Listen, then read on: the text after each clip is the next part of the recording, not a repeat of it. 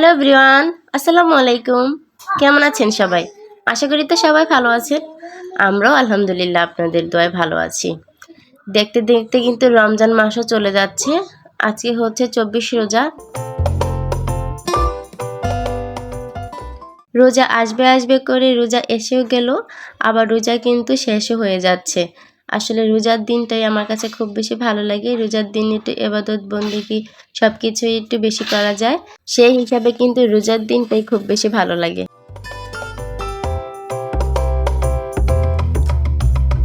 প্রতিদিন তোর বাচ্চারা এক ধরনের খাবার খেতে চায় না। এজন্য আজকে সকালবেলা উঠে আমি ওদের জন্য পাস্তা রান্না করেছি। পাস্তা রান্না করে খাইয়ে দিলাম। এখন ওরা খেলা করছে, আর আমার কিছু টুকিটাকি ধোয়ার বাকি ছিল, সেগুলোকে আগে ধুয়ে নিচ্ছি।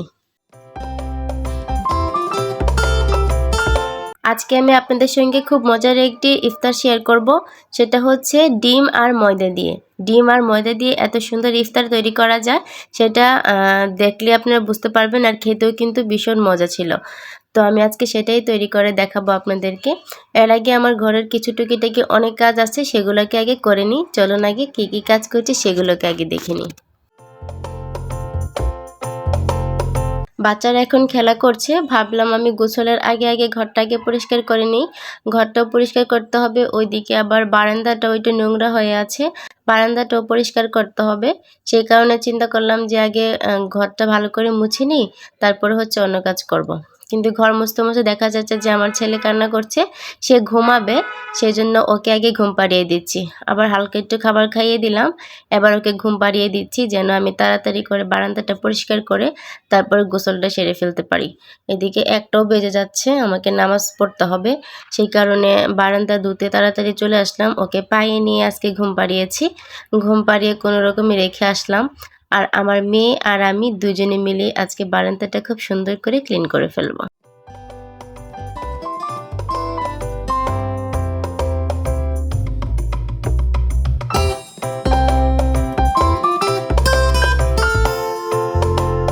কিছুদিন পর পর যদি বারান্দাটাকে একদম ডিপ ক্লিন করা হয় তাহলে কিন্তু খুব সুন্দর লাগে দেখতে।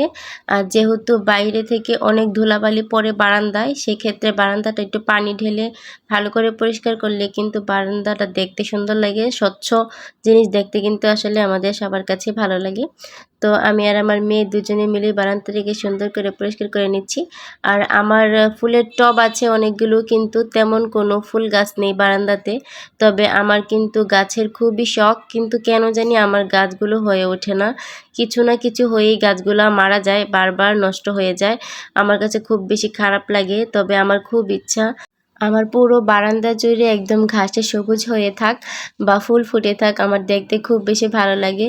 কিন্তু দুঃখের বিষয়, কেন জানি আমার গাছগুলো হয়ে ওঠে না। গাছগুলো কোনো না কারণে মরে যায় বা হয়ে যায়, বা আমি যদি বাড়িতে বেড়াতে যাই, বাবার বাড়িতে থাকা হয়তো 15-20 দিন, তো ওই কারণে আরও গাছগুলো নষ্ট হয়ে যায় রোদের তাপে। কোনোভাবে আমি গাছগুলোকে টিকাতে পারি না। তবে আমার খুব ইচ্ছা আমার বারান্দাতে সুন্দর করে গাছ থাকুক।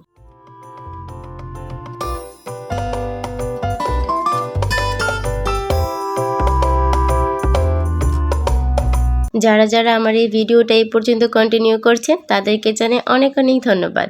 তবে ভিডিও কি দেখলেই শুধু চলবে? আমাকে একটু সাপোর্ট করেন, তাহলে কিন্তু আমার কাছে খুব বেশি ভালো লাগে। আপনাদের একটি লাইক, একটি সাবস্ক্রাইব, একটি কমেন্ট কিন্তু আমাকে নতুন ভিডিও বানাতে খুব বেশি উৎসাহ দেয়। তো সেজন্যই বলছি, আমার চ্যানেলটিকে সাবস্ক্রাইব করে পাশে থাকা বেল আইকনটাকে অন করে রাখুন, তাহলে কিন্তু আমি পরবর্তী ভিডিও ছাড়লেই সবার আগে চলে যাবে আপনার কাছে। বারান্দাটা ভালো করে পরিষ্কার করা হয়ে গেলে তারপর আমাকে গোসলে যেতে হবে। তবে গোসলে যাওয়ার আগে কিন্তু আমি ইফতারিতে যা যা তৈরি করব সব কিছু আগে থেকে ফ্রিজ থেকে নামিয়ে নিব, না হয় কিন্তু এগুলো ভালো করে গলবে না, আর আমার কাজ করতে লেট হয়ে যাবে। আগে থেকে একদম গলে থাকলে বা পরিষ্কার করে রেখে যদি যাই মাছ টাছ, তাহলে কিন্তু ইফতারিগুলো তৈরি করতে খুব বেশি সহজ হয়ে যায়। তো যেই কথা সেই কাজ, সেইভাবেই করেই সব রেডি করে রেখেছিলাম। এখন আমি দেখেন ময়দা আর ডিম দিয়ে যেই রেসিপিটা তৈরি করব বলেছিলাম, সেই রেসিপিটা তৈরি করতেই চলে এলাম।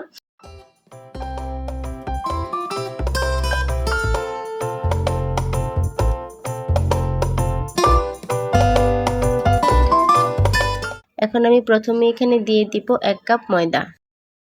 তার সঙ্গে দিয়ে দিচ্ছি 1 টেবিল চামচ চালের গুঁড়া। এবার ময়দা আর চালের গুঁড়াটাকে ভালো করে একসঙ্গে মিশিয়ে নিব।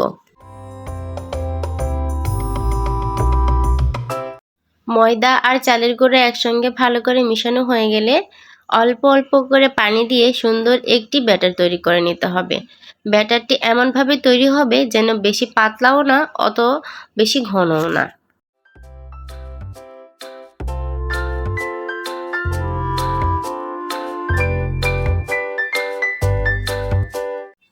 এই পর্যায়ে পানিটা কিন্তু খুব ধীরে ধীরে আর খুব সাবধানে ব্যবহার করতে হবে, না হয় বেশি দিলে কিন্তু পাতলা হয়ে যেতে পারে। এই কারণে বুঝে শুনে পানিটা ব্যবহার করতে হবে যেন খুব সুন্দর একটা ব্যাটার তৈরি হয়। এই ব্যাটারটা যত বেশি পারফেক্ট হবে এই রেসিপিটিও কিন্তু খেতে খুব বেশি ভালো লাগবে, দেখতেও খুব বেশি সুন্দর লাগবে। এই যে দেখেন আমি অনেকক্ষণ ফেটানোর পর এই ব্যাটারটা এই পর্যায়ে চলে এসেছে। এরকম পর্যায়ে রাখতে হবে, এর থেকে বেশি ঘনও করা যাবে না, আবার এর থেকে বেশি পাতলাও করা যাবে না।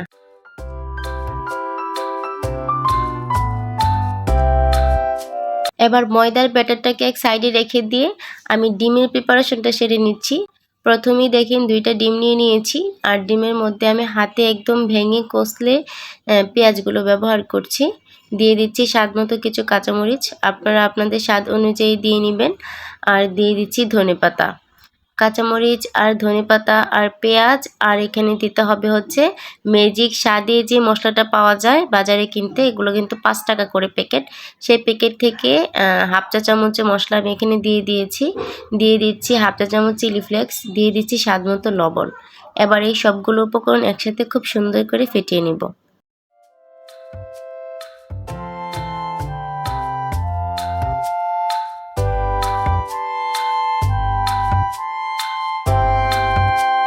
ডিমটাকে ভালো করে ফেটানো হয়ে গেলে এ পর্যায়ে আমি চুলায় চলে যাব। আর ডিমটাকে খুব সুন্দর করে একদম এপিট ওপিট লাল লাল করে ভেজে নিতে হবে। ডিম ভাজাটা যত বেশি সুন্দর করে লাল লাল করে ভাজা হবে ততই কিন্তু এই রেসিপিটা খুব বেশি মজা লাগে। তো ডিমটাকে আমি ভেজে নিয়ে চলে এসেছি, এবার একটা ট্রেতে রেখে দিলাম। এবার লম্বা লম্বা শেপ করে কেটে নিচ্ছি। আপনারা আপনাদের শেপ অনুযায়ী কেটে নেবেন, যে কোনো শেপেই কিন্তু কাটাটা যাবে। তবে আমি লম্বা লম্বা শেপ করে কেটে নিচ্ছি, এতে দেখতে কিন্তু খুব বেশি ভালো লাগে। সেই জন্য লম্বা লম্বা করে আমি শেপ করে কেটে নিব সবগুলো।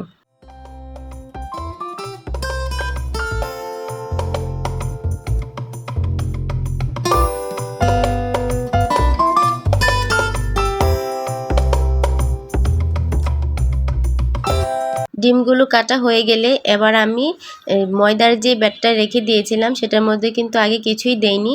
এখন যাবতীয় সকল মশলাপাতি দিয়ে ব্যাটারটাকে সুন্দর করে তৈরি করে নিব। প্রথমেই দিয়ে দিচ্ছি হাফ চা চামচ ম্যাজিক স্বাদে মশলা, ম্যাজিক মশলাটা। আর দিয়ে দিচ্ছি স্বাদ মতো লবণ, দিয়ে দিলাম চিলি ফ্লেক্স, দিয়ে দিলাম ধনেপাতা। এবার এই উপকরণগুলোকে এই ব্যাটারটার সঙ্গে খুব সুন্দর করে ভালো করে মিশিয়ে নিতে হবে।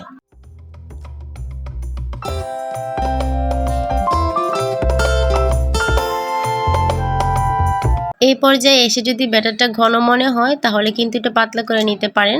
তবে আমারটা খুব বেশি পারফেক্ট ছিল, সেজন্য আমি আর পানি ব্যবহার করিনি। এবার একটা একটা করে ডিমের স্লাইস আমি এভাবে করে নিব, আর এটার মধ্যে সুন্দর করে চুবাবো, মানে সুন্দর করে কুট করে নিতে হবে। নিয়ে একটা একটা করে তেলে দিয়ে দিলেই ব্যাস খুব মজাদার একটি রেসিপি তৈরি হবে। এটা কিন্তু দেখতে যেমন সুন্দর, খেতেও কিন্তু খুব বেশি দারুণ লাগে।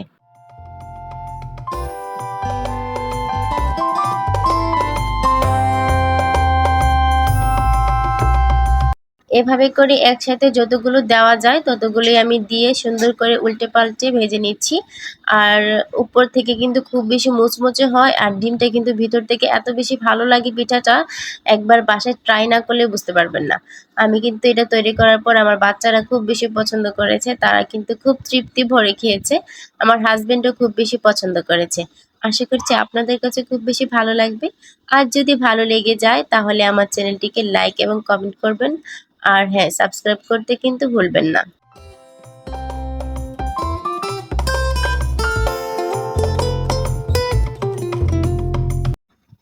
তো আজকের আমার ছোট্ট এই ভিডিওটি থেকে এখানে বিদায় নিচ্ছি। সকলে সুস্থ থাকবেন, ভালো থাকবেন এবং আমার জন্য আর আমার পরিবারের জন্য দোয়া করবেন। আল্লাহ হাফিজ। আসসালামু আলাইকুম।